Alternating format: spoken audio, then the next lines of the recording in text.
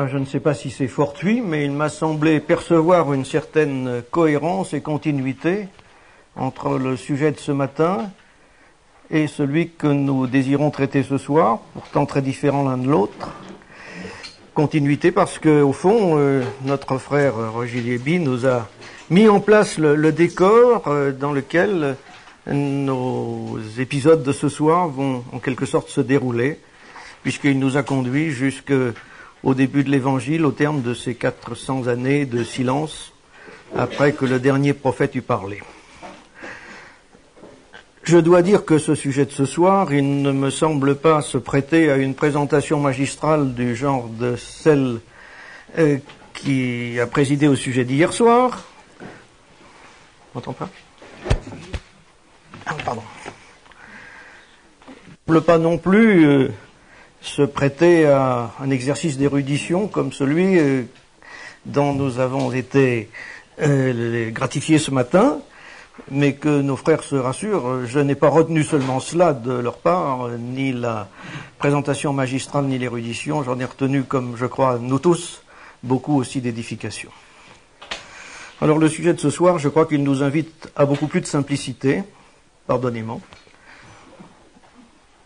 Et en quoi consiste-t-il ? D'abord, quel est-il, je le rappelle ? Les disciples.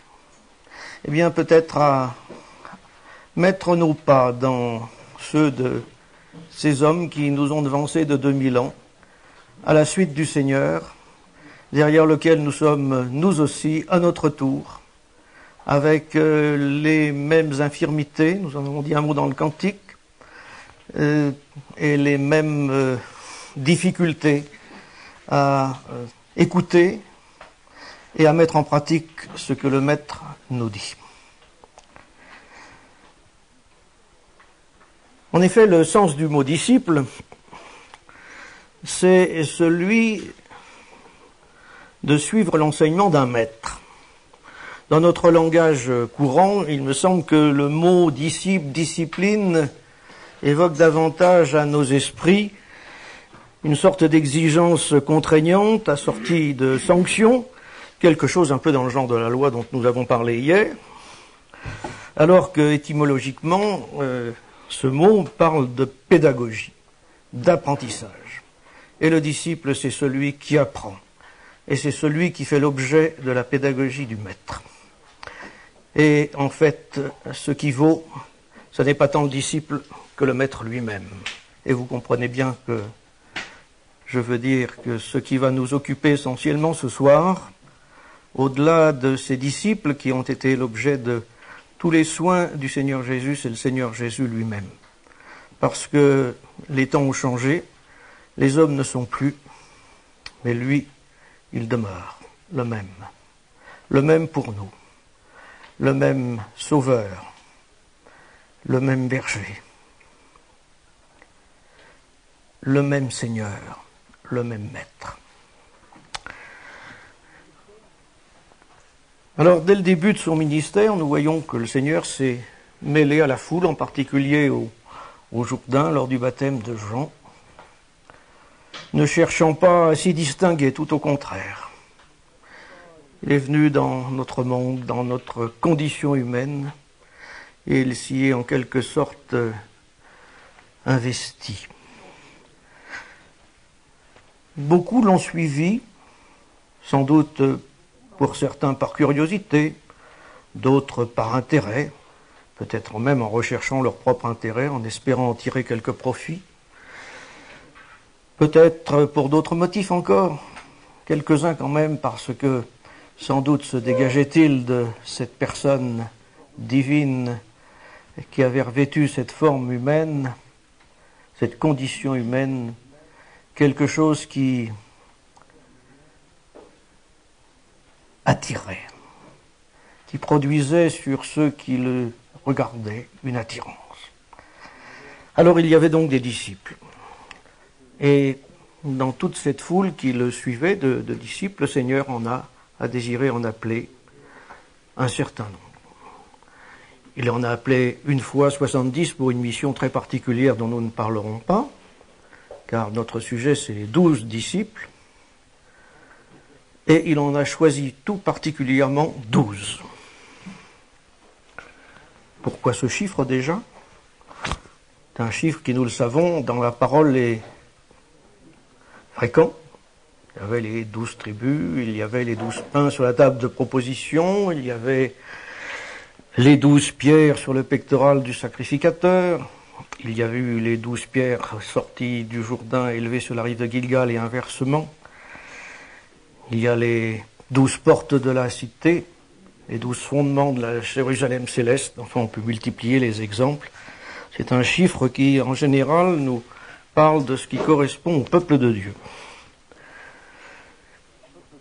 Nous pourrions déjà, en guise d'introduction, lire au moins l'une des 3 listes de noms qui nous sont donnés.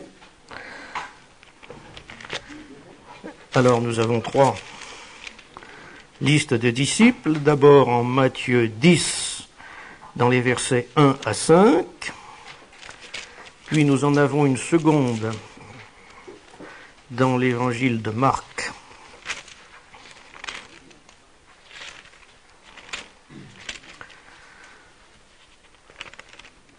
au chapitre 3, et c'est celle peut-être que je voudrais lire, et puis nous en avons une troisième dans l'évangile selon Luc, au chapitre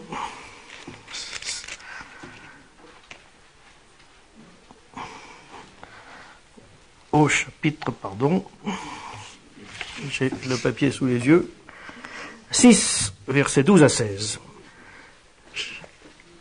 Et j'aimerais lire le chapitre 3 de l'évangile de Marc, parce qu'il me semble que c'est le plus complet, bien qu'il faille aussi compléter par les autres évangiles. Rien n'est inutile dans la parole. Et il monte sur une montagne. Il appelle ceux qu'il voulait, et ils vinrent à lui. Et il en établit 12 pour être avec lui, et pour les envoyer prêcher, et pour avoir autorité de guérir les maladies et de chasser les démons. Et puis ensuite suivent les noms. Quand même lire le début de Matthieu, parce qu'il est aussi important, Matthieu 10. Non, pardon, plutôt Luc.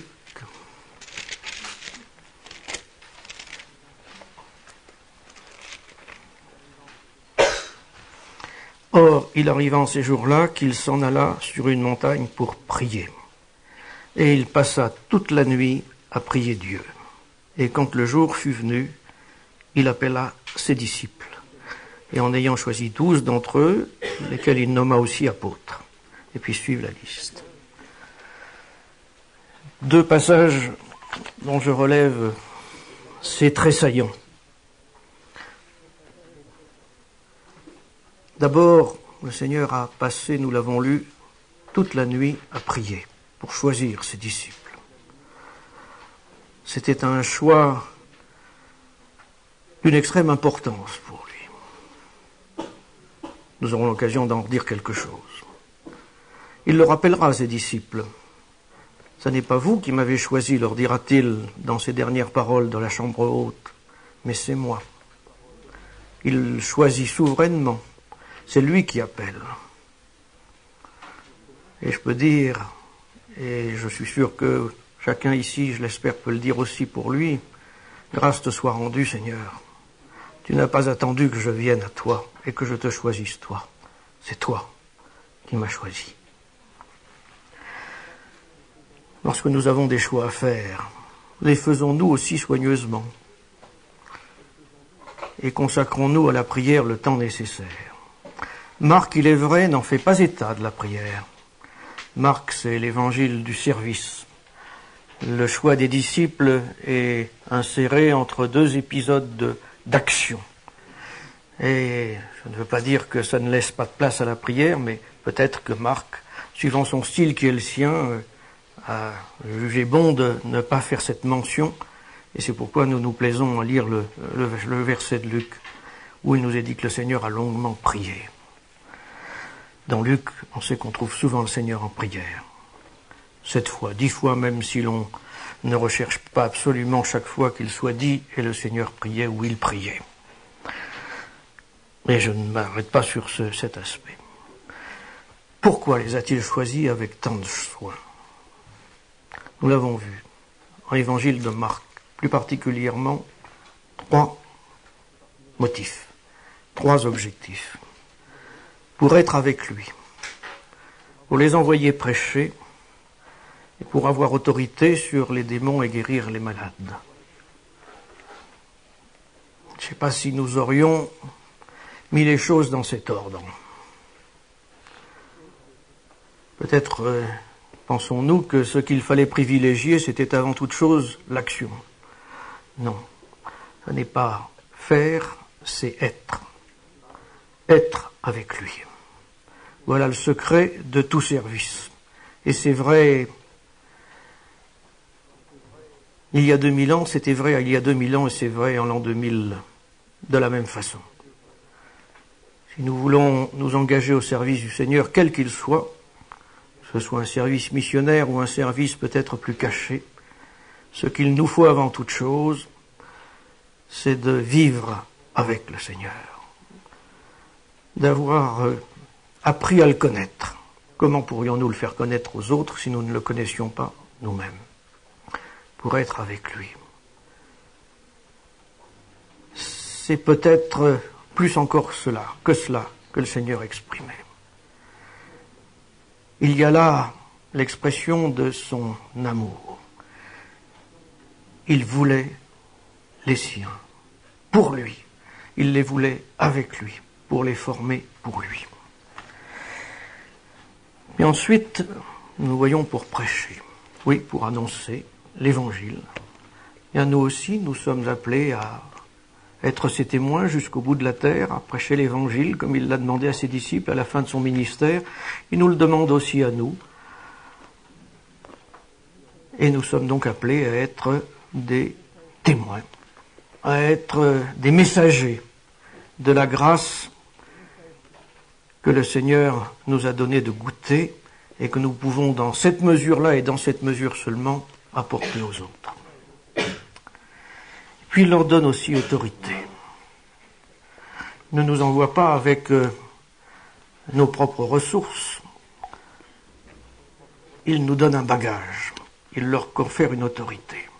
Il sait qu'ils vont avoir, il sait que nous allons avoir des combats en face de puissances qui souvent nous dépassent, la puissance de Satan. Mais il nous dit, en quelque sorte, moi j'ai vaincu déjà. Il ne pouvait peut-être pas le dire encore sous cette forme-là aux disciples. Il peut nous le dire à nous. Et en nous donnant cette autorité, il nous place du côté de celui qui est le vainqueur, qui sera le vainqueur. Alors nous avons à suivre. Le disciple, c'est celui qui suit en écoutant. Alors nous avons la liste des disciples. Joël, hier, nous mettait sous la menace d'avoir à énumérer les 10 commandements de la loi. Si je transposais la même question pour les disciples, serions-nous tous capables ici de les nommer? En tout cas, la question d'hier de Joël m'aurait pris en défaut et m'aurait couvert de confusion. Alors, il y en avait donc 12. Et dans les 3 évangiles où ils sont nommés, c'est donc Simon-Pierre qui vient le premier. Alors, Simon-Pierre, j'ai pris la décision de l'écarter parce que, à lui seul, il aurait pris toute la soirée. Et puis, c'est vrai que de tous les disciples, c'est celui dont l'histoire, et j'aime pas bien le mot histoire, je vais trouver mieux, nous est la plus familière, dont le cas nous est le plus familier, nous l'avons tellement entendu, et puis d'autre part, c'est une raison tout à fait pratique, celle que je viens de dire, nous n'aurions pas pu tout traiter. Par contre, les autres disciples nous sont bien souvent moins bien connus. Oh, il y en a que nous connaissons bien sûr, mais où nous avons quand même des choses à redire et à réapprendre, avec profit, je crois. Et nous aurons donc à considérer les 11 disciples suivants, parmi lesquels, évidemment, Judas constitue un cas particulier. Alors nous allons les prendre dans l'ordre de la liste, par exemple, de Matthieu.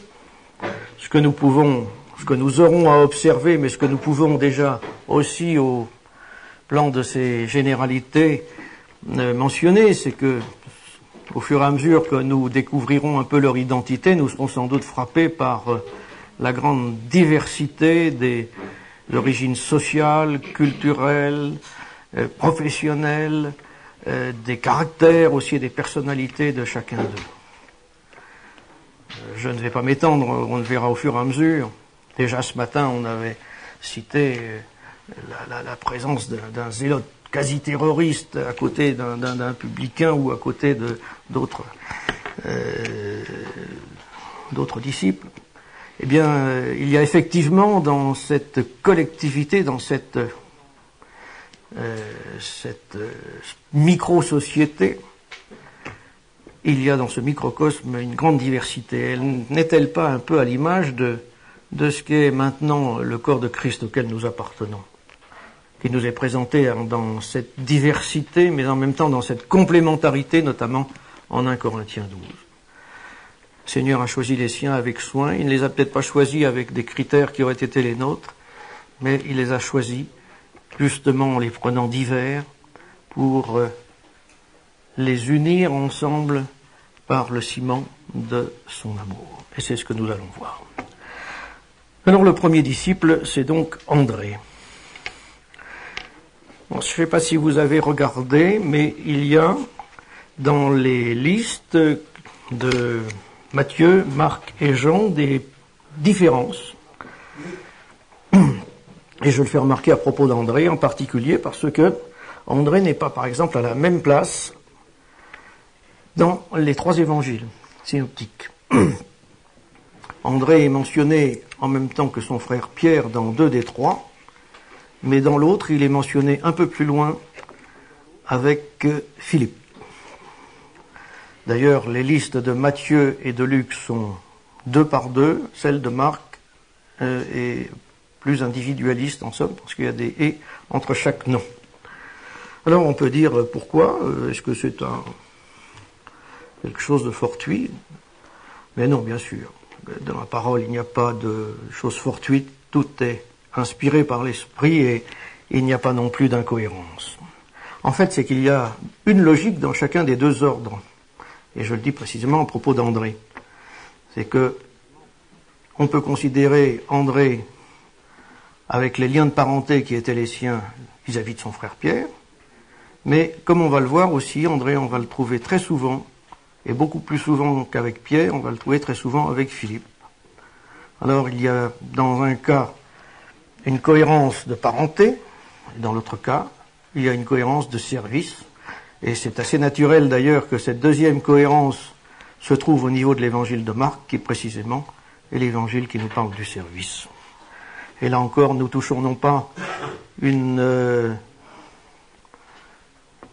incohérence de la parole, au contraire, nous touchons quelque chose qui nous parle de sa parfaite cohérence, de sa parfaite construction. Alors, André, son identité, eh bien, on peut la reconstituer au travers de ce que nous savons. Les passages sont cités. Il était donc le frère de Simon-Pierre, donc on en déduit le nom de son père, puisque le Seigneur, dans Jean 21, interpelle Simon, fils de Jonas. Si Pierre était le fils de Jonas, André était aussi le fils de Jonas. On sait où il habitait, on a son domicile, donc on va essayer de faire sa carte d'identité. Il habitait à Bethsaïda, c'était une bourgade du bord du lac de Génézareth, on dit encore le lac de Tibériade, en Galilée, sur lequel le Seigneur a décor dans lequel beaucoup de scènes de la vie du Seigneur se trouvent situées.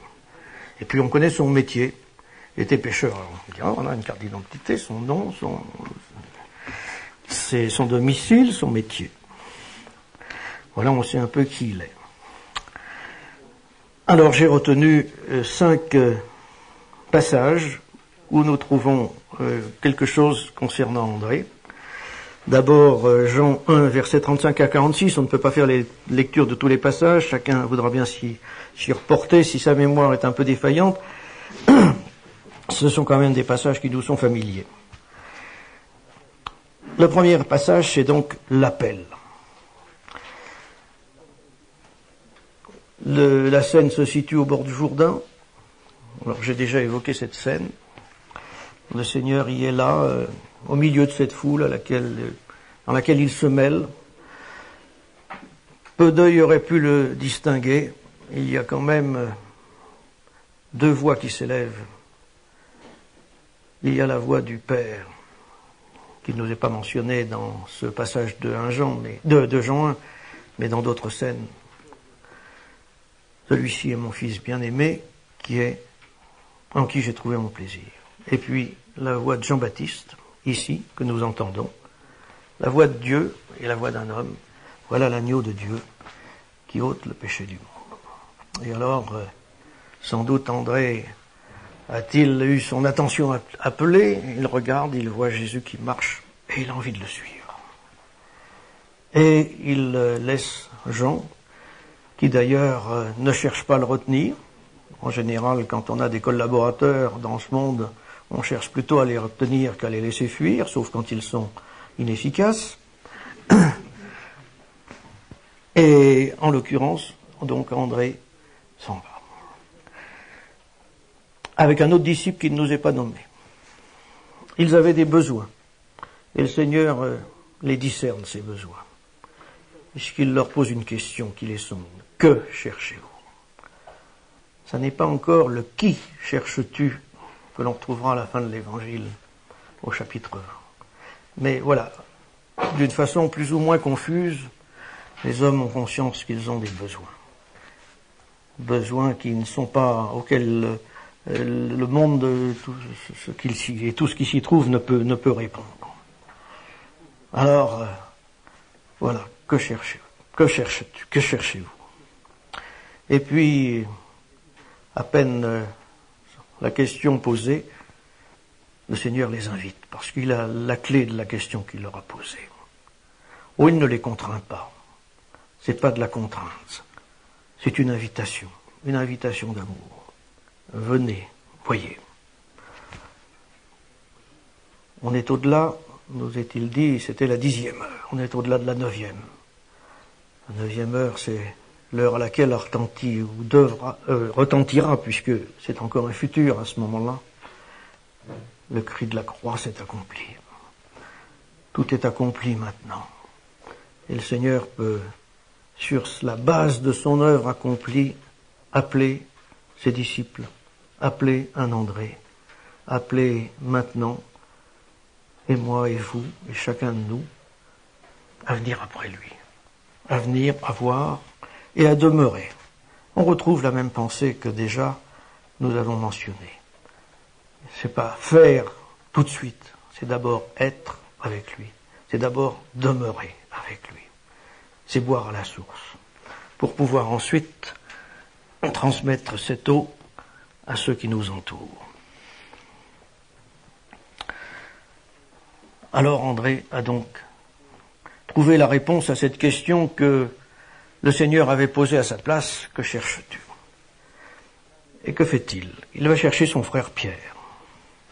Il l'amène au Seigneur. Nous avons trouvé le Seigneur. Il ne lui fait pas un grand discours. Il ne lui explique pas qui est le Seigneur. Simplement, il l'amène. Et c'est la première âme que dans son service de disciple, André va être appelé à amener au Seigneur. Il n'a pas été cherché au bout du monde. Il est allé d'abord chercher dans sa maison, dans sa famille, dans sa proximité. Eh bien, peut-être aussi que nous pouvons en tirer une leçon pour nous. Et puis, André et Pierre sont sans doute retournés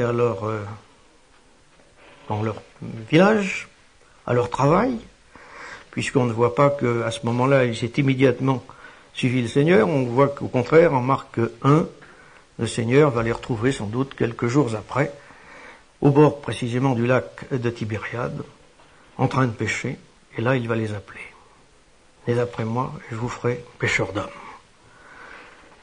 Et c'est à ce moment-là qu'André et Simon-Pierre, laissant leur filet, laissent tout et se mettent en route à la suite du Seigneur. Deuxième épisode que j'ai mentionné, c'est l'épisode de la multiplication des pains, en Jean 6. D'après Marc, nous savons qu'il y a eu 2 multiplications des pains. Manifestement, il s'agit de la première. En Marc, il y a 2 récits successifs, en Marc 6 et en Marc 8. On peut d'ailleurs remarquer, à l'occasion de ces 2 multiplications des pains, que ça n'est pas redondant et que dans chaque cas, il y a un enseignement spécifique à en tirer et un objectif différent que le Seigneur poursuivait, ou plus exactement qui est mis en évidence. Si nous lisons la première multiplication des pains, le Seigneur était ému de compassion, on dirait la deuxième aussi, oui, parce qu'ils étaient comme des brebis qui n'ont pas de berger. Le Seigneur se préoccupe de nos besoins spirituels. Cette compassion, elle est inspirée par le fait qu'il y avait un déficit, un manque, une carence qui était d'ordre spirituel. Il n'avait pas de berger. Dans la seconde multiplication des pains, le Seigneur est ému de compassion parce que ils avaient faim et qu'ils savaient que s'ils les renvoyaient, ils allaient rentrer chez eux dans un triste état physique. Mais il se préoccupe aussi de nos besoins temporels. Il s'est préoccupé de mes besoins pour l'éternité et il se préoccupe aussi de mes besoins pour le temps, dont je en sois rendu. C'est une simple remarque que je voulais faire parce qu'elle nous éloigne un petit peu de André, du disciple que nous étudions. Dans cette scène de Jean 6, nous voyons, comme nous l'avons déjà dit, que Philippe y est associé à André. Le Seigneur pose une question à Philippe.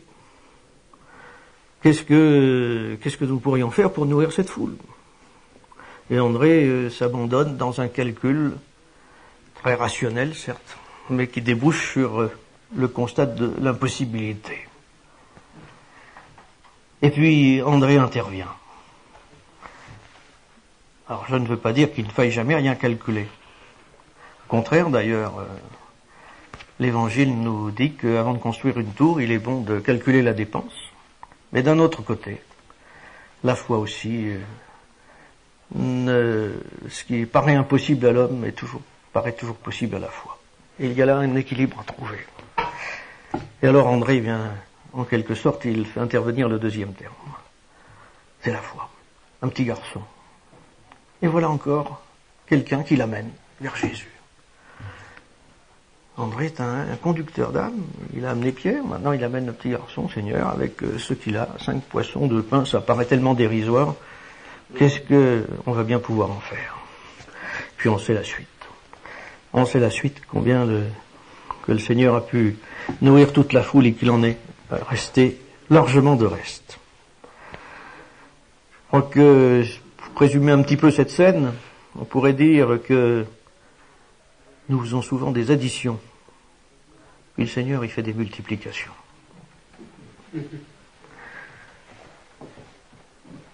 Troisième épisode, c'est Jean 12. Là encore, on voit André et Philippe intervenir conjointement. Alors, quelle est la scène?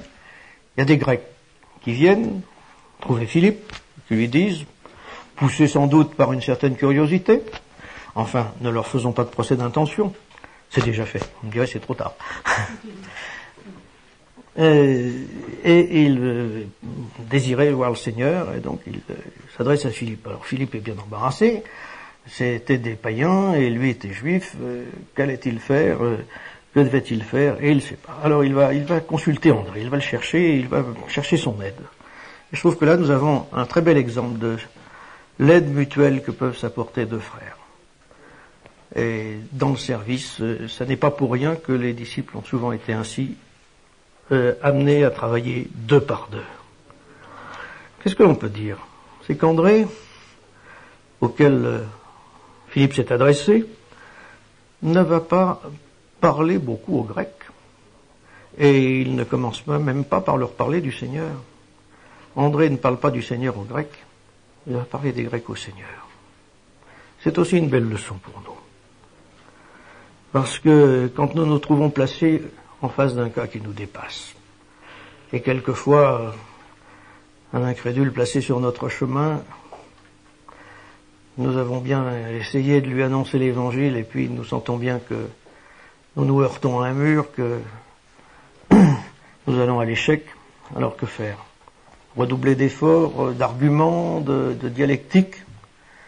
Est-ce que bien souvent la meilleure solution, est-ce que même toujours la meilleure solution ne sera-t-elle pas d'aller en parler au Seigneur? Tout simplement. Et dans une mesure, André fait encore une troisième conduite à ces âmes. Il amène ces Grecs au Seigneur. Et le Seigneur va enchaîner, on connaît la suite. C'est le passage sur le grain de blé qui tombe en terre, à moins qu'il ne tombe en terre et ne meure, il ne peut pas porter de fruits. Eh bien, André va parler à ces Grecs de cette manière, et à tous ceux qui l'entouraient, y compris aux disciples, de cette mort, sans lesquels ces pauvres païens, ces pauvres Grecs, et nous à notre tour, nous n'aurions jamais trouvé l'accès du cœur de Dieu. Quatrième épisode de la vie d'André, Marc 13. On y a fait allusion ce matin d'ailleurs. Début du chapitre. Le Seigneur, on le verra, a souvent pris 3 disciples privilégiés parmi tous les autres, Pierre, Jacques et Jean. Et dans cet épisode, on trouve ces 3 disciples, certes, et puis on trouve avec eux André, qui ce jour-là, permettez-moi une expression un petit peu familière et humoristique, jouait dans la cour des grands, comme l'on dit. Et ils sont là, sur le mont des Oliviers, en face d'eux, le temple, ce temple monumental qu'Hérode, comme on nous l'a rappelé ce matin, avait agrandi et auquel il avait donné une ampleur qui faisait la fierté des Juifs de l'époque, très certainement, et ils étaient là, en train de regarder ce temple. Et le Seigneur les enseigne. Il va leur dire, ce temple, il va être un jour détruit. Et puis il va leur développer tout ce qui devra arriver dans les années qui vont suivre. On nous en dit quelque chose ce matin, je ne m'y attarde pas. Mais je pense que nous avons aussi une leçon à en tirer. Lorsque nous faisons, comme c'est l'occasion de le faire en vacances, un peu de tourisme, et que nous visitons l'une de nos villes, nous nous extasions souvent, et souvent à juste titre, devant tel ou tel monument extraordinaire. Et puis nous nous extasions devant aussi même les beautés de la nature, à plus forte raison. Elle porte la marque du Créateur, de sa grandeur, de sa souveraineté, de sa sagesse. Mais que nous dit la parole? Nous dit il y a des choses plus importantes encore que cela. Toutes choses vont un jour être dissoutes. Mais entre-temps, en ne vous appuyant pas sur ces choses qui ne sont que des choses éphémères, même si on les pense, sinon éternelles, en tout cas, d'une solidité à toute épreuve. Non, ne vous appuyez pas sur cela. Et quel genre devriez-vous être? Comme ça nous reprend. Et au fond, est-ce que ce n'est pas un peu le message que nous entendons aujourd'hui au travers de cette scène qui nous paraît, et à juste titre, millénaire? Faire encore une réflexion. Le Seigneur a enseigné ses disciples sur ce qu'il allait faire. Ce monde ne sait pas où il va. Nous savons où il va. Nous sommes des privilégiés. Nous avons, bien sûr, tout le passé derrière nous, toute cette histoire écrite et toute cette parole qui nous est parvenue. Et puis, elle est pour aujourd'hui, mais pour après, demain. Eh bien, le Seigneur nous a aussi éclairé notre route, nous a donné la prophétie. Et nous pouvons bien y être attentifs, la parole nous y encourage d'ailleurs. Et est-ce que ça ne relativiserait pas davantage notre vision des choses de ce monde? On est quand même atterré quand on voit combien ce monde est aveugle et se débat. En ce moment, il y a Camp David, je n'ai pas écouté les dernières informations. Enfin, ces jours-ci, il y avait, comme vous le savez, une grande négociation où l'on parle du devenir notamment de Jérusalem. On est atterré de voir que tout ce que Dieu a pu dire sur la question, on l'ignore, on n'en tient pas aucun compte et on fait comme si cela n'existait pas. Et voilà ces autorités qui nous conduisent, on se dit, c'est des aveugles qui conduisent des aveugles. Nous sommes des privilégiés quand même de savoir ce que nous savons. Et Dieu dans sa grâce a bien voulu nous révéler ce qu'il a jugé bon de nous donner, pas plus, mais pas moins. Sachons en faire usage.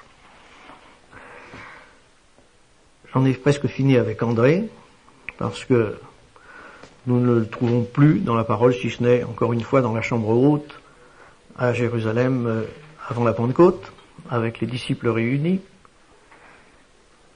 Mais je voulais dire ceci, c'est que la tradition rapporte qu'il aurait été crucifié, de même d'ailleurs que Pierre. Je ne sais pas comment en Suisse votre code de la route est libellé, mais en France, il signale dans l'un de ses articles qu'il y a une croix qui s'appelle la croix de Saint-André, et qui est l'indication d'un carrefour. La croix de Saint-André, il n'en est pas question dans la parole, c'est la seule tradition pas plus qu'il n'a été conservé la moindre trace, en dehors de la tradition précisément, de la croix de Pierre. Il n'y a qu'une seule croix dans la parole, vous avez conservé le souvenir.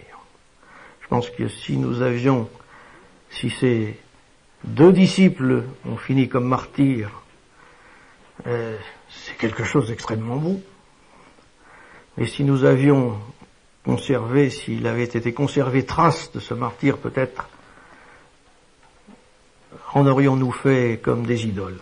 On citait, je crois que c'était hier, de Roi 18, de Serpent d'Airain, Naustan, dont le peuple avait fini par en ne faire plus qu'une idole et qu'il a fallu briser. Eh bien, le Seigneur, Dieu, dans sa sagesse, ne nous a pas conservé dans sa parole trace de la fin de ces deux disciples, et en particulier d'André, parce que la seule croix qui vaille la peine, la seule dont nous ayons à nous souvenir, c'est celle de notre Seigneur Jésus-Christ.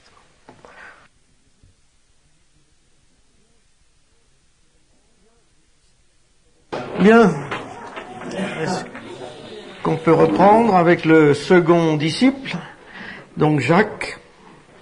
Alors disons tout de suite que c'est un prénom qui peut prêter à confusion, parce que d'une part, vous l'avez remarqué, il y a un deuxième apôtre qui s'appelle du même nom, Jacques, et il faut donc préciser fils d'Alphée ou encore le mineur, on y viendra tout à l'heure, en son temps. Et puis il y a l'auteur de l'épître de Jacques, qui est également un Jacques différent, c'était probablement un frère du Seigneur, d'après ce que l'on peut déduire de Matthieu 13, verset 55, lequel était, vous l'avez trouvé dans l'épître aux Galates l'autre jour, donc un des frères piliers de l'assemblée de Jérusalem. Ce Jacques-là était donc un fils de Zébédée, et il avait un frère, auquel son nom est souvent associé, Jean. Jacques vient en premier parce que sans doute était-il l'aîné, ce qui est plausible d'ailleurs parce que Jean, on le sait, on le verra en son temps, a vécu plus longtemps, bien au-delà de la plupart des disciples. C'était donc sans doute un des plus jeunes disciples. Qu'est-ce que l'on sait d'eux, ces deux fils de Zébédée? Bien, ce que l'on voit en tout cas dans Marc 1, verset 17 je crois, c'est que Zébédée avait des hommes à gages, il avait donc des salariés, pour parler dans le langage courant. Donc on en déduit qu'il était en quelque sorte un chef d'entreprise, et qu'il avait certainement, lui et ses fils, une situation enviable, certainement supérieure à celle des autres disciples qui étaient eux-mêmes pécheurs, comme Pierre et André, qui semblaient être plutôt des salariés que des patrons. Eh bien, le Seigneur, donc, on le voit, les appelle, et il n'hésite pas à tout abandonner pour le suivre. Et on peut noter cette détermination dans l'esprit dans les dispositions d'esprit de ces deux disciples. Comme aussi, on peut souligner le fait que, pour leur père, c'était certainement un problème de voir ses deux fils abandonner cette entreprise familiale, et on aurait pu penser qu'il les cherchait à les retenir. Or, on constate cela avec reconnaissance, et que les uns ont répondu sans hésitation, et que le père a eu la sagesse de ne pas entraver cette détermination. Et on peut bien se poser la question pour nous, serions-nous aussi prêts, aussi disponibles pour un renoncement à, encore une fois, une situation qui était certainement enviable, un avenir qui semblait assuré pour eux, et tout est remis en cause, tout est bouleversé. Et est-ce que nous serions prêts à suivre le Seigneur et à renoncer ainsi à tout cela pour Christ? Ce que l'on voit, je crois que c'est dans la liste de Marc, c'est que le Seigneur les a aussitôt surnommés Boanerges, fils du tonnerre. On pense que cela dénotait un peu un trait de leur caractère, et que c'était pas des gens particulièrement calmes, qu'ils étaient plutôt emportés, violents, et c'est pas d'une supposition tout à fait gratuite, parce que j'ai cité deux passages où on voit ces traits de caractère un peu se manifester. Le premier, c'est dans l'épisode de Luc 9, versets 53 et suivant, où l'on sait c'est l'épisode du village samaritain qui avait repoussé des envoyés du Seigneur, des disciples peut-être, d'autres disciples qui ne sont pas nommés, et Jacques et Jean avaient pensé qu'en guise de représailles, eh bien, ils pourraient demander de la part du Seigneur: veux-tu que nous demandions, que nous disions que le feu du ciel descende sur eux? C'était pas spécialement charitable, hein. Et le Seigneur, avec toujours cette douceur, mais cette fermeté qui le caractérise, est forcé de les reprendre. Vous ne savez ce que vous dites, de quel esprit vous êtes animés. Alors là aussi, leçon pour nous, bien sûr, parce que si nous nous laissons aller à nos impulsions, souvent en face d'un désagrément, à plus forte raison d'un affront, d'une offense, eh bien, notre première tendance serait sans doute à vouloir nous faire justice avec fermeté et rapidité. Et le Seigneur, en l'occurrence, est forcé de les reprendre. Ils avaient sans doute perdu de vue que parce que ça se passe déjà à un moment assez avancé du ministère du Seigneur, donc l'épisode de la femme samaritaine était certainement antérieur. Ils avaient certainement oublié que le Seigneur avait parlé avec cette femme samaritaine, que par ailleurs, ils ne le savaient pas encore, mais que le Seigneur avait un autre dessein à l'égard des Samaritains. Lisez au début du livre des Actes. À quoi il va appeler ses disciples, et Jacques et Jean d'ailleurs, comme les autres, d'aller annoncer précisément l'évangile, d'abord à Jérusalem, puis ensuite en Galilée, en Samarie. Le Seigneur avait un plan de grâce à l'égard de cette contrée-là, comme à l'égard de la terre tout entière.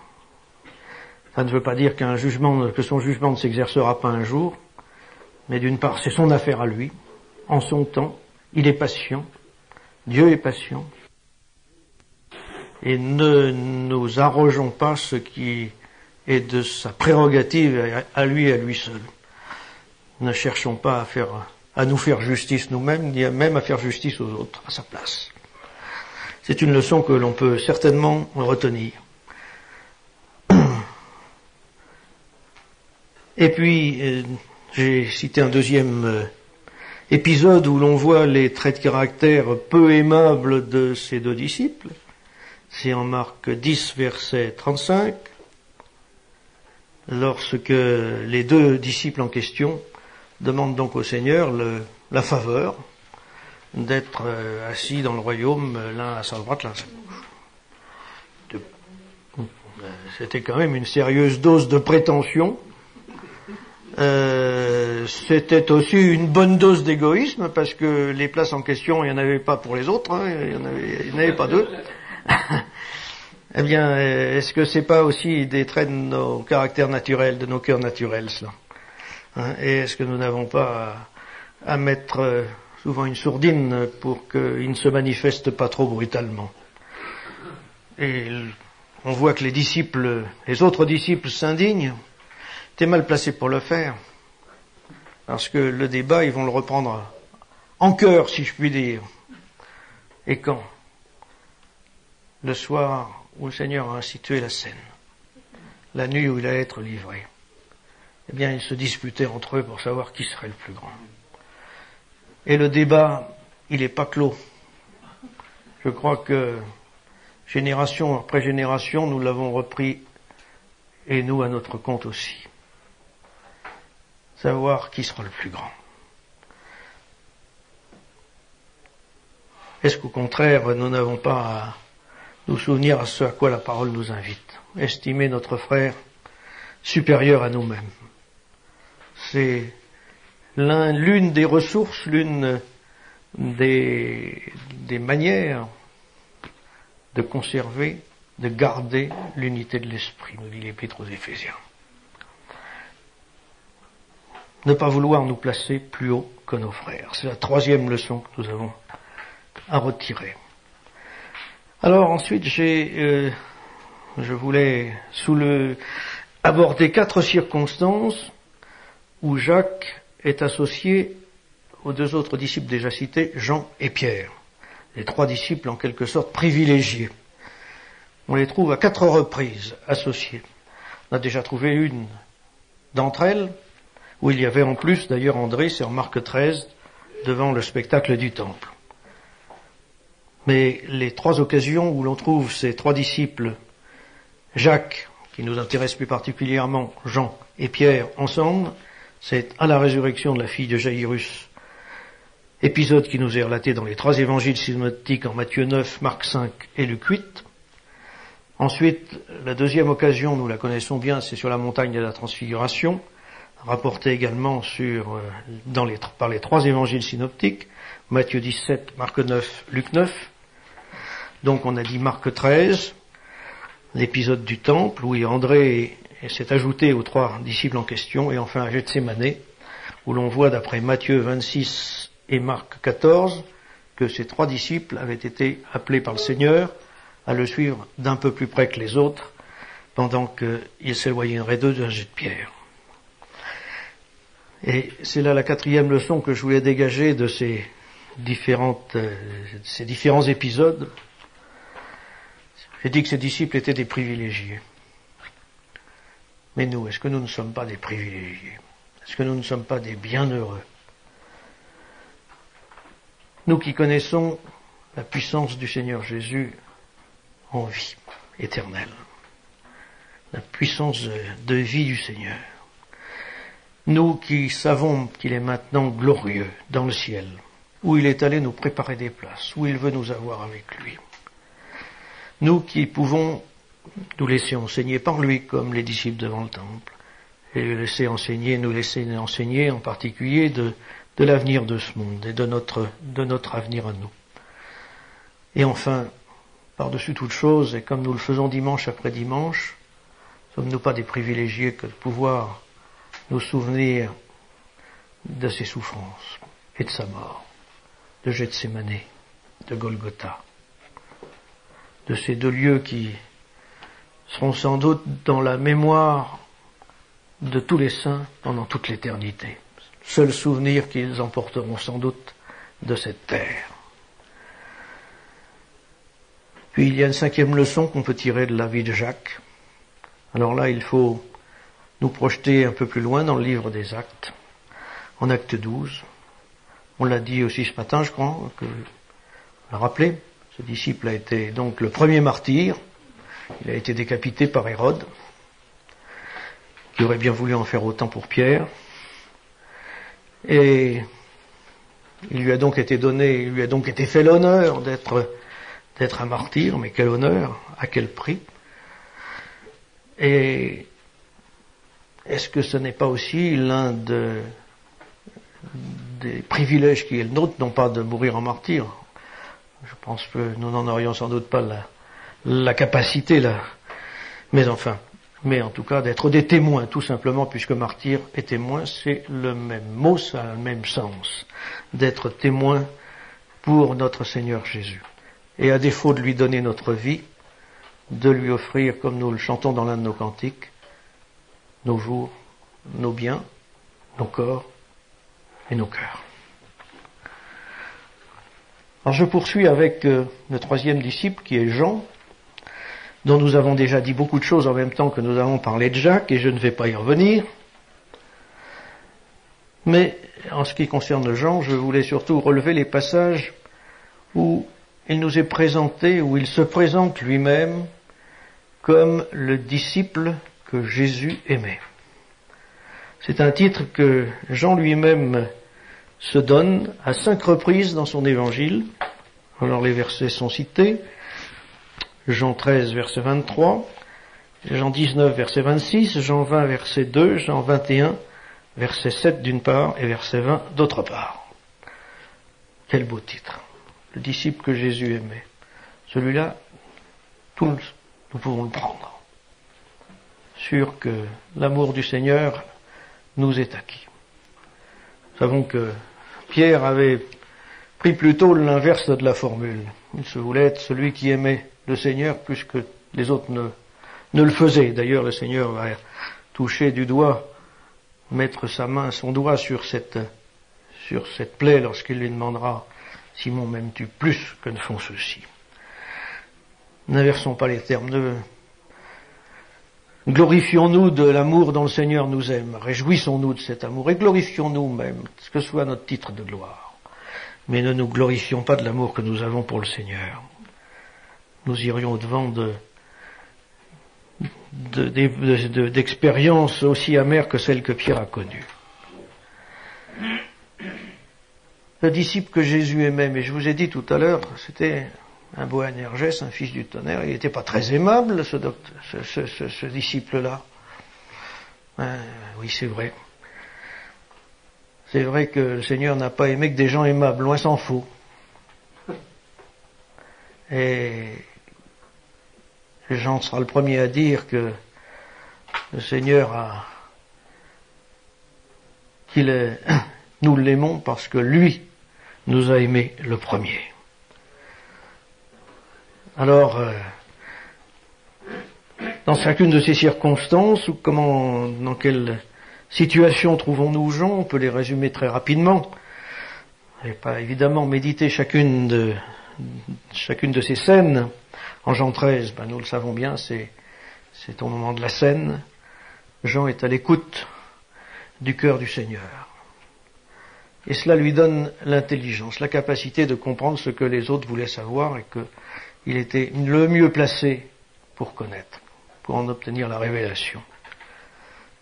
Dans les choses du Seigneur, l'intelligence n'est jamais l'intelligence de l'esprit.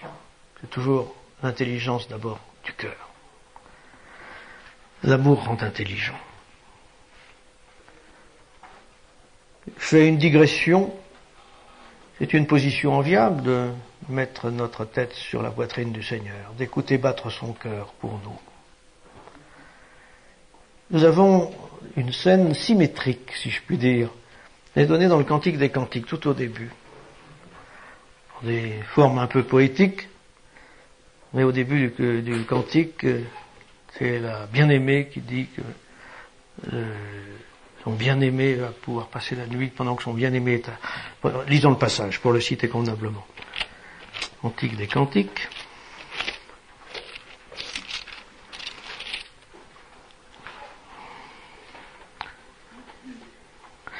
Verset 13 du premier chapitre. C'est dit évidemment dans des termes poétiques. Pendant que le roi est à table, mon art exhale son odeur. Mon bien-aimé est pour moi un bouquet de myrrhe. Il passera la nuit entre mes seins. Mon bien-aimé est pour moi une grappe de henné dans les vignes d'En-Gedi. Dans ce passage, c'est la situation symétrique. Je m'explique.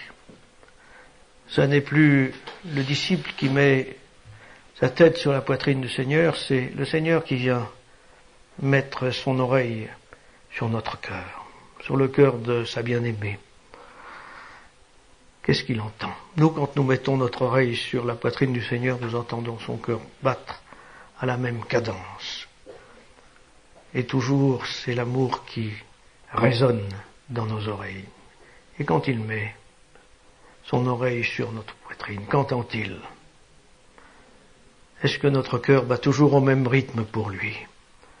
Est-ce qu'il entend résonner quelque chose de l'écho de son amour? Je laisse la question ouverte.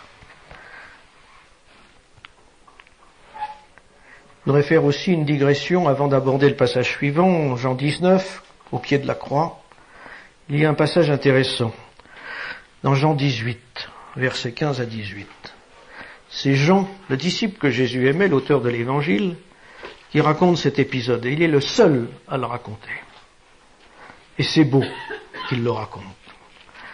Jean, en effet, nous fait savoir dans cet évangile, que dans ce passage 18-35, que c'est lui qui, grâce à ses relations avec tout l'environnement du souverain sacrificateur, il avait ses entrées apparemment, et grâce à ses entrées, il avait pu faire pénétrer Pierre dans la cour du palais du sacrificateur, et c'est un bien mauvais service qu'il lui a rendu, parce que s'il ne lui avait pas rendu ce service, Pierre n'aurait pas eu l'occasion de renier son maître. Je pense que si nous avions, nous, commis une erreur de cet ordre, nous nous serions empressés plutôt de la passer sous silence que de la révéler. Mais voilà un trait de l'action de Dieu dans un cœur régénéré. Jean a la droiture, et c'est une leçon qu'on peut aussi tirer de cet épisode. Il a la droiture de reconnaître que c'est lui qui a commis cette erreur dont Pierre a été la victime.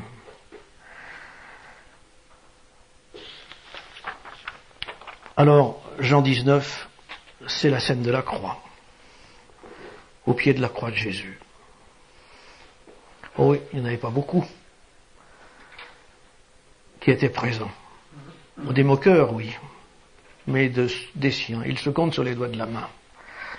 Et il y avait le disciple que Jésus aimait. Ils étaient enfuis comme les autres. Au jardin de Gethsémanée, quand le Seigneur avait été arrêté, tous l'avaient abandonné. Et Jean, sans doute, bien sûr, avec tous les autres. Enfin, il était revenu. Il était là, au pied de la croix, avec les femmes. Quel spectacle! Et avant de paraffer son œuvre, si on en peut dire, le Seigneur se tourne vers lui. Vers sa mère, voilà ton fils, vers Jean, voilà ta mère. Il crée un lien d'amour entre les siens.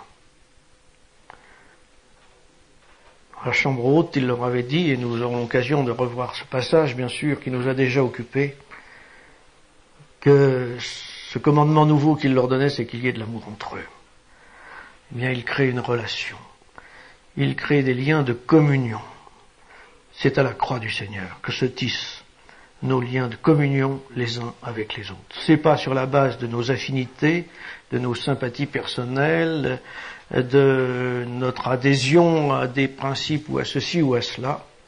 Notre communion est avec le Père, avec son Fils Jésus-Christ. Elle est les uns avec les autres.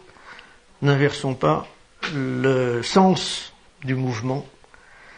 Elle est descendante. Notre communion, elle se tisse là, dans l'amour de la croix, au pied de la croix de Jésus.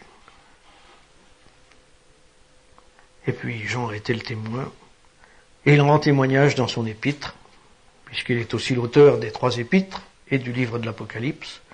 Il rend témoignage de ce qu'il a vu pour les certitudes de notre foi, le sang et l'eau qui ont coulé. Le sang qui expie, l'eau qui purifie. Le double témoignage par lesquels toutes choses sont établies. Nos certitudes reposent là-dessus. Et Jean en a été en quelque sorte le messager. L'apôtre d'ailleurs, cela veut dire le messager. Au chapitre 20, c'est la scène du sépulcre. Alors nous savons, les femmes sont venues, les disciples sont accourus, Pierre et Jean sont ensemble cette fois-là, comme ils le seront de nouveau dans le livre des Actes, à la porte, à la belle porte, avec le paralytique. et il court.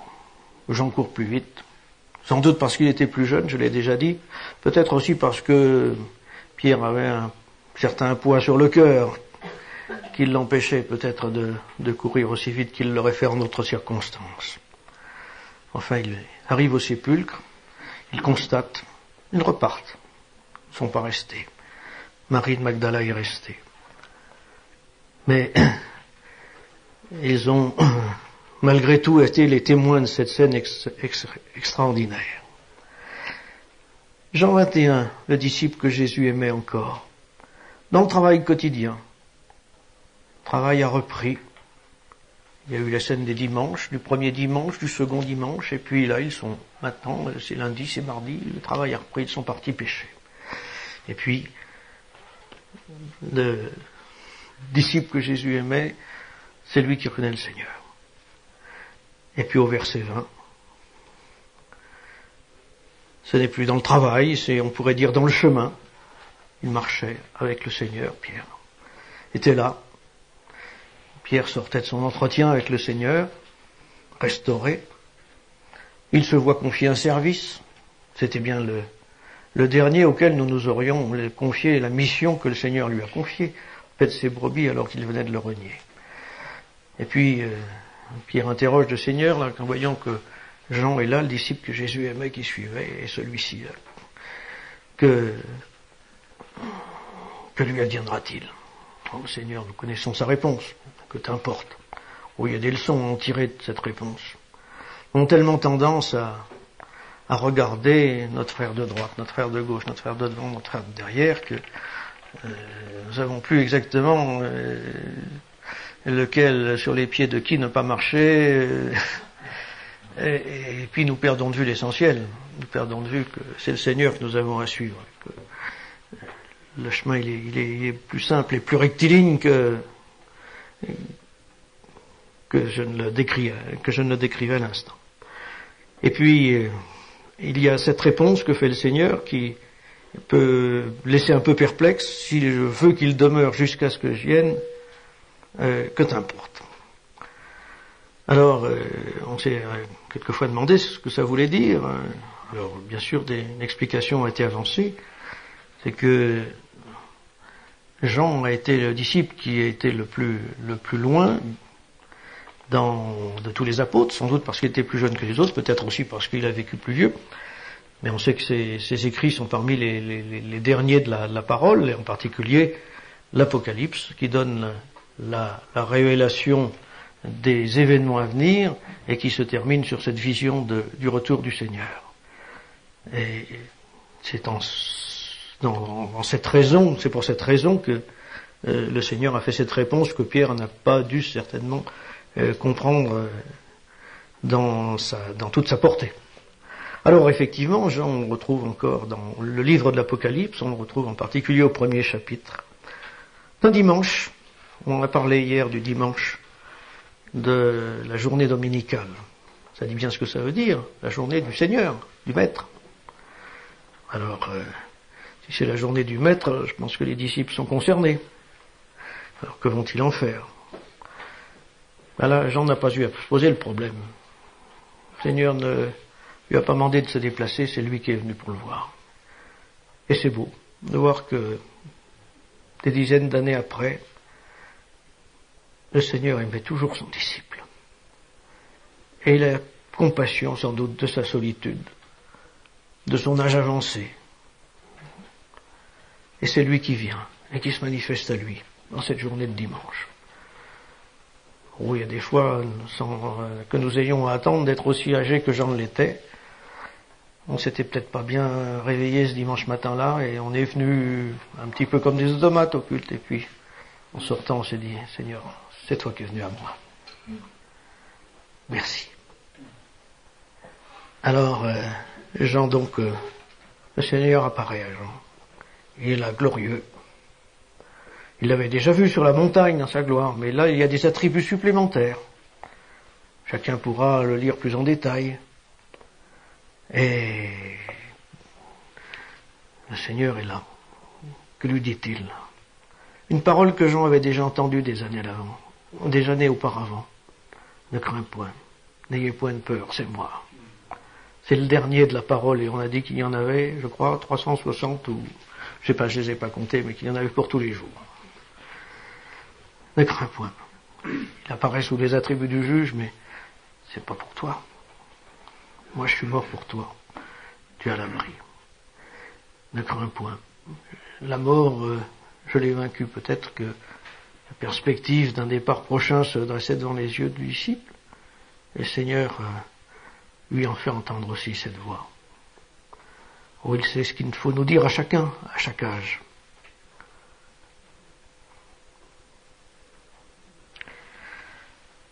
Je passe au disciple suivant. Philippe.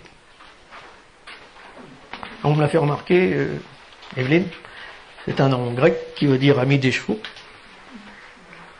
Mais, sauf erreur, Philippe était un juif, malgré ce prénom grec. Pas si... Faut pas le confondre avec Philippe l'évangéliste, dont il est question dans le livre des Actes, en acte 6 pour le service aux tables, puis ensuite dans la scène de l'eunuque de la reine de Candace. Quel Philippe on retrouve aussi avec ses filles, Césarée de Philippe, dans acte 21. Donc là, il s'agit de Philippe, le disciple. Alors, où est-il question de Philippe? Bien, d'abord, on l'a déjà vu, en Jean 1. Je citerai 4 passages, je crois que vous les retrouvez dans votre papier.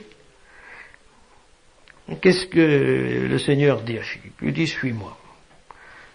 Il y a 3 fois, à 3 occasions, le Seigneur a été amené à dire cela.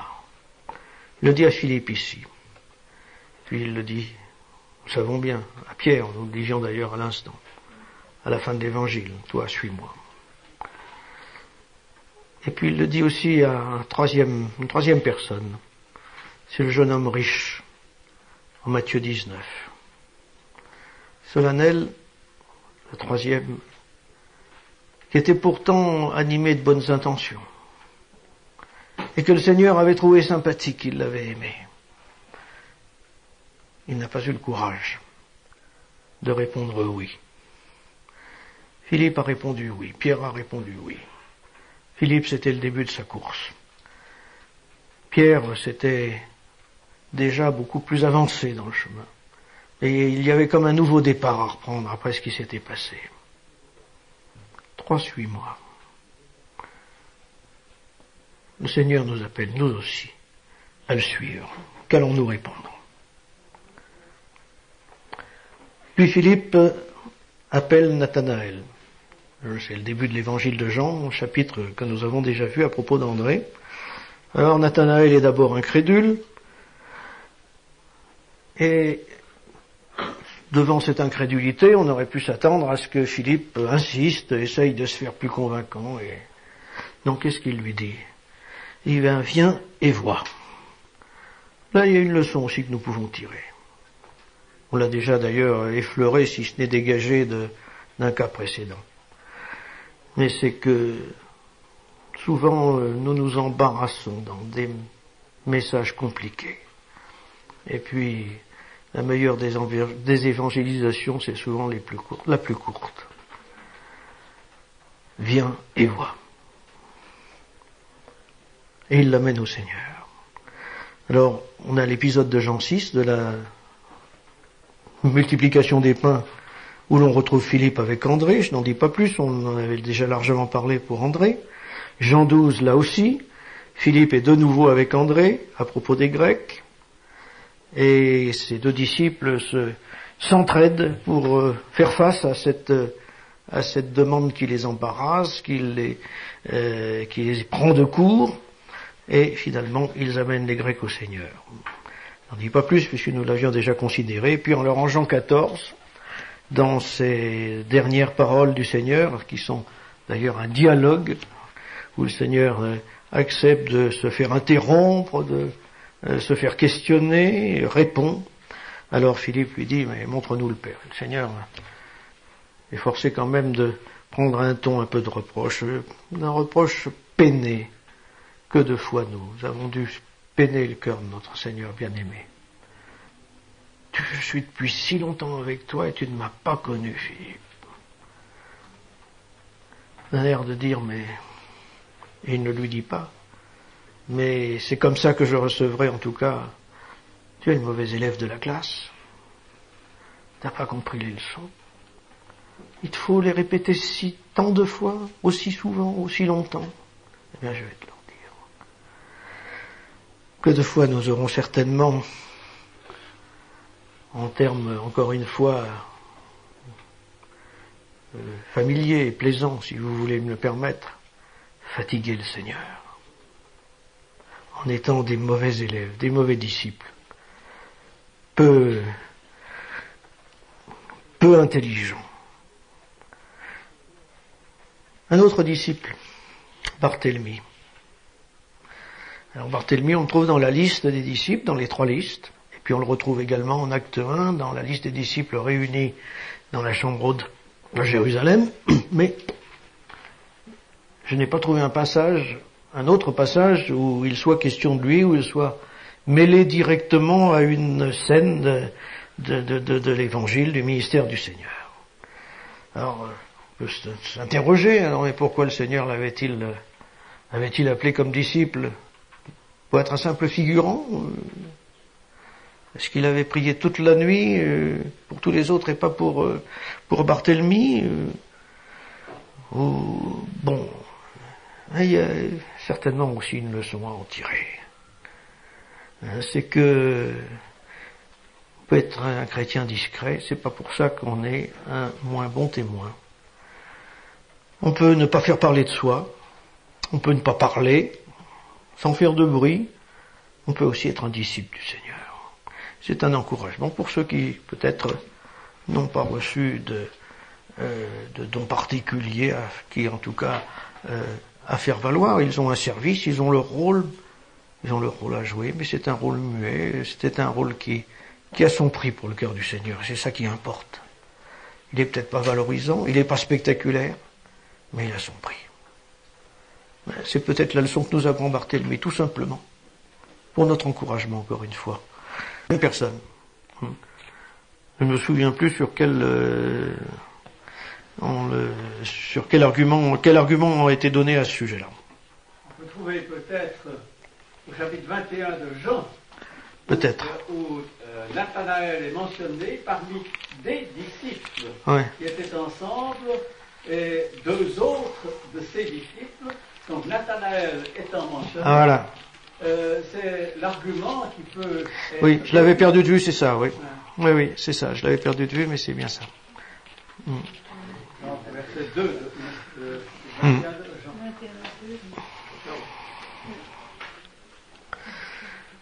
Alors un autre disciple, parce que le temps passe, Thomas appelé Didyme, trouvons-nous, ce qui veut dire jumeau. Alors, il y a une question qui nous vient à l'esprit tout de suite, me semble-t-il, tout à fait logiquement. S'il avait un jumeau, mais alors, comment il s'appelait? Qu'est-ce qu'il était, ce jumeau? Où était-il? Qu'est-il devenu? Mystère. A-t-il entendu l'appel du Seigneur et n'a-t-il pas répondu, à la différence de son frère? Il y a certains, c'est que la foi n'est pas quelque chose de familial. C'est quelque chose de personnel. Et même 2 jumeaux, si semblables soient-ils, ils peuvent avoir un comportement différent.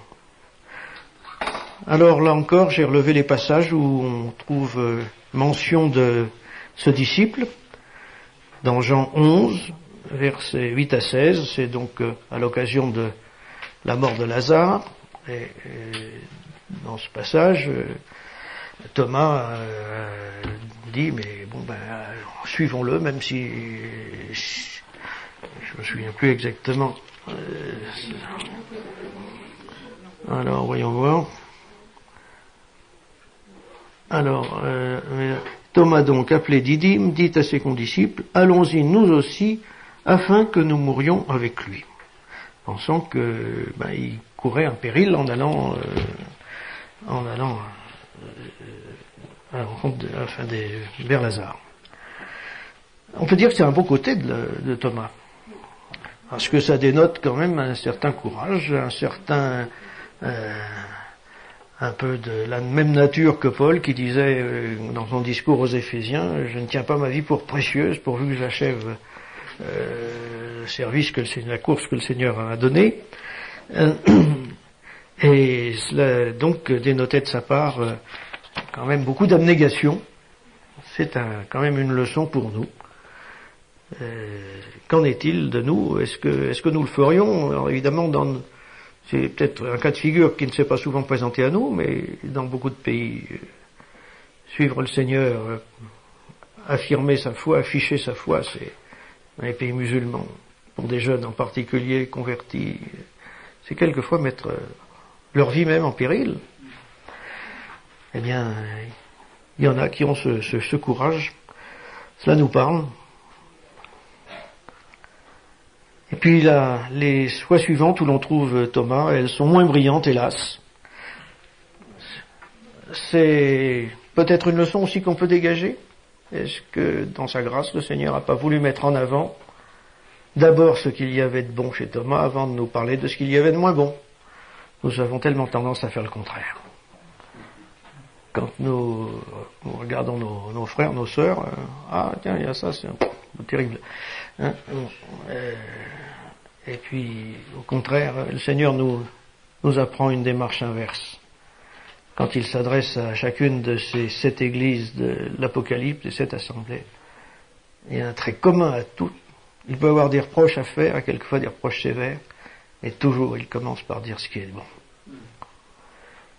Et Paul, qui était un imitateur de Christ, bien qu'il n'ait pas lu l'Apocalypse, lui aussi, bien souvent, quand il s'adresse à ses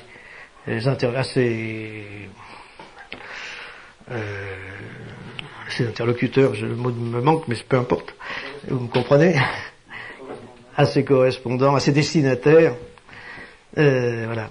Et quand il s'adresse à ses destinataires, il a quelquefois des choses sévères à leur dire, mais aussi, il se plaît quand même toujours à relever ce qu'il y avait de positif. Je crois que c'est une démarche que nous devrions nous efforcer d'avoir en regardant nos frères, nos sœurs, de voir ce qu'il y a de positif. Il y a du positif. Positif ne serait-ce... c'est que le Seigneur est, et le Saint-Esprit est en nous. Alors si nous voyons le Seigneur en regardant notre frère ou notre sœur, ça change complètement. Si nous considérons notre frère ou notre sœur comme le frère pour lequel Christ est mort, ça lui donne un tout autre visage à nos yeux. Si le Seigneur l'a aimé, alors nous pouvons bien aussi un peu l'aimer. J'ai perdu le fil de l'heure, c'est à quelle heure Encore 5 minutes. Merci. J'espérais que ce serait 20, mais je me doutais bien que c'était pas tout à fait ça. Alors, nous avons donc ce premier trait de Thomas, qui est donc le relevé. Par contre, les traits sont moins brillants, les traits suivants. En Jean 14, verset 5, c'est donc le même passage que celui que nous avons vu où Philippe avait posé cette question, montre-nous le Père. Alors Thomas, là, dans cette même situation, lui aussi pose une question qui montre-nous le chemin où tu vas, et qui a plutôt la preuve d'un manque d'intelligence spirituelle de sa part, mais comme on est reconnaissant quand même qu'il l'ait posé cette question. Parce que quelle belle réponse il a provoquée. Moi je suis le chemin, la vérité et la vie. Quelle belle réponse de la part du Seigneur. Et puis alors nous avons les épisodes de Jean 20, les 2 dimanches. Alors là c'est plus un Thomas manquant d'intelligence, c'est un Thomas négligent. Il a négligé le rassemblement de nous-mêmes. Nous sommes exhortés en Hébreux 10, verset 25, à précisément ne pas le négliger. Thomas était absent le premier dimanche. Pour quelle raison, on n'en sait rien. Mais ce qu'il y a de certain, c'est qu'il en avait subi un préjudice. Il n'avait pas vu le Seigneur, il ne l'avait pas entendu lui dire paix vous soit, et puis il n'avait pas vu ses mains, son côté percé, et alors il en restait évidemment incrédule. Alors il y a une portée prophétique, bien sûr, sur laquelle je passe, mais indépendamment de cette portée prophétique, il y a des leçons pour nous. Et puis, non seulement il en avait subi un préjudice, c'est un fait, mais nous priver du rassemblement, c'est pas seulement nous occasionner un préjudice, c'est aussi frustrer le Seigneur. C'est peut-être quand même par cette dimension-là qu'il faut aborder le problème en priorité. Alors le Seigneur a égard à nos circonstances, bien sûr, mais soyons quand même vigilants. L'assiduité n'est pas un gage de piété, mais malgré tout, la négligence, en tout cas, est un gage de non-piété. La grâce du Seigneur est illimitée. Et Thomas n'était pas là, mais on peut dire que c'est comme pour Philippe. Il faut quelquefois répéter la leçon. Le Seigneur va répéter l'épisode. Et c'est en quelque sorte le Seigneur qui se dérange une deuxième fois. Oh, c'est pas le mot qu'il convient d'employer, bien sûr. Je ne pense pas que c'est comme ça que le Seigneur l'ait vécu, la circonstance. Mais on pourrait dire que Thomas a fait se déranger le Seigneur une seconde fois.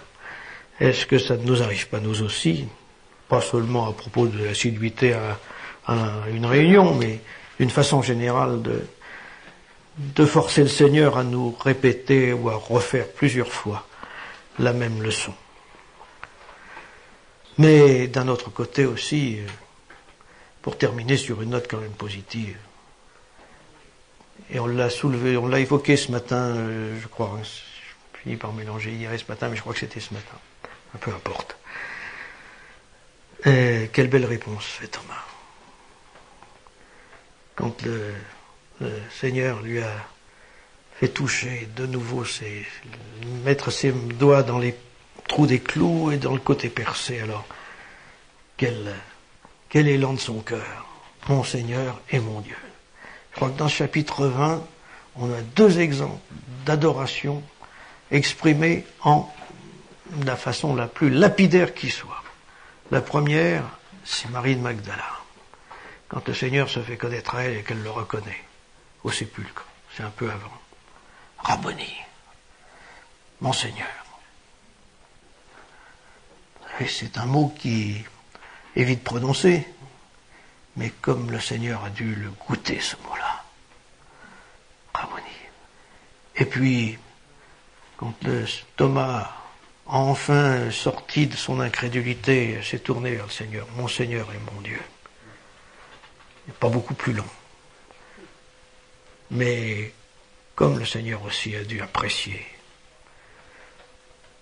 Souvent nous nous embarrassons dans des formules plus ou moins longues et nous pensons que la qualité de notre louange, notre adoration est fonction de l'importance du volume des mots, de leur rectitude, de tout ça. Et il y a quelquefois des raccourcis qui valent la peine d'être empruntés et que le Seigneur apprécierait.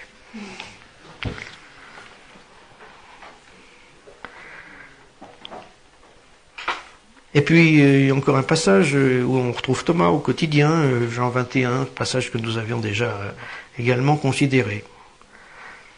Ah oui, le Seigneur, c'est le Seigneur du dimanche, des dimanches, pas d'un, de tous les dimanches. Le premier, le deuxième, et puis nous en sommes maintenant à quelques 10 millièmes ou je ne sais combien, enfin chacun fera les comptes. 52 dimanches par an pendant 2000 ans. Il y a des mathématiciens qui calculent plus vite que moi certainement ici. Alors, le Seigneur, c'est le Seigneur du dimanche, puis c'est aussi le Seigneur du lundi, du mardi, du mercredi. C'est le Seigneur du travail.